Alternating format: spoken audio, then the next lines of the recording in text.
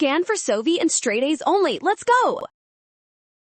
Thymine is the clue here, and this one moves fast. Because if a drug blocks a DNA base, you just track where DNA gets made.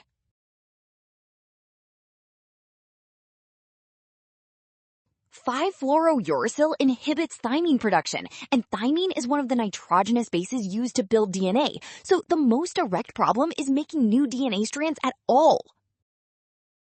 Now connect that to the cell cycle. DNA replication happens specifically in the synthesis phase, called S phase, not in G1 growth, G2 preparation, or cytokinesis. Without enough thymine, the cell cannot properly copy its DNA, so the stage hit most directly is the S phase. That locks in the answer. Well done, option B. Scan now. Trap, rushing past the DNA clue. Rule, trust the given detail and check which stage actually performs DNA synthesis.